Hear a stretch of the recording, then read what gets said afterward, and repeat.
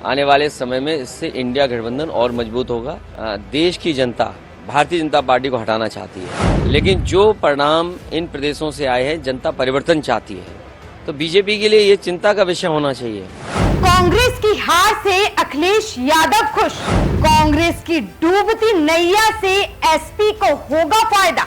UP में अखिलेश बनेंगे कांग्रेस के बॉस। 3 हिंदी पट्टी राज्यों में कांग्रेस के बेकार प्रदर्शन से कोई खुश दिखाई दे रहा है तो वो है समाजवादी पार्टी के अध्यक्ष अखिलेश यादव, क्योंकि इस हार के बाद कांग्रेस उत्तर प्रदेश में सपा और अखिलेश के सामने खड़ी नहीं हो पाएगी। ऐसे में गठबंधन में रहते हुए कांग्रेस को अखिलेश की सभी शर्तों को माननी हो।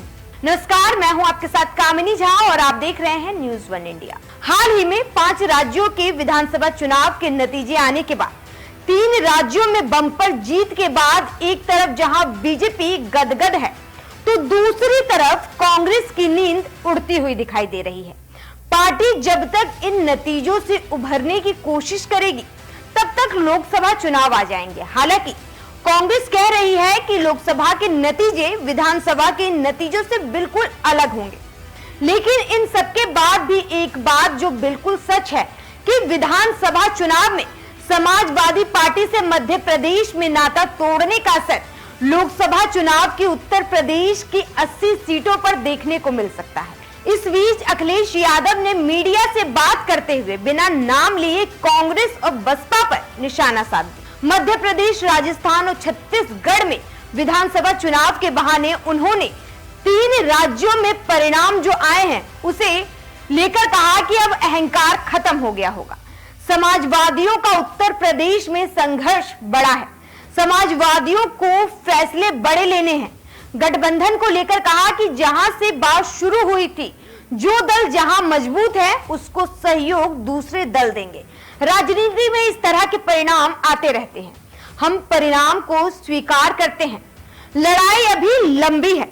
कांग्रेस से गठबंधन के सवाल पर अखिलेश यादव ने कहा, एमपी में गठबंधन को लेकर बात नहीं बनी थी, उनकी परिस्थितियां अलग थी, लोकसभा चुनाव में अलग ही होगी। वहीं ईवीएम को लेकर जब सवाल पूछे गए तो अखिलेश यादव ने कहा कि हमारे यहाँ लैपटॉप अभी चल रहा है, हमको जापान और अमेरिका से सीखना चाहिए, वहां 1 महीने में काउंटिंग होती है। हालांकि हार के बाद अखिलेश ने 2024 लोकसभा चुनाव के लिए नया नारा भी दे दिया है। उन्होंने कहा, आगामी लोकसभा चुनाव में हर घर बेरोजगार मांगे रोजगार, इसी नारे के साथ हम खड़े होंगे। साथ ही अखिलेश ने कांग्रेस पर सनातन विरोधी होने का आरोप भी लगाया और खुद को सनातनी बताने की कोशिश की। इस बीच इतना तो तय है कि उत्तर प्रदेश में लोकसभा की 80 सीटों में से ज्यादा सीटें अखिलेश अपनी पार्टी यानी समाजवादी को ही देना चाहेंगे।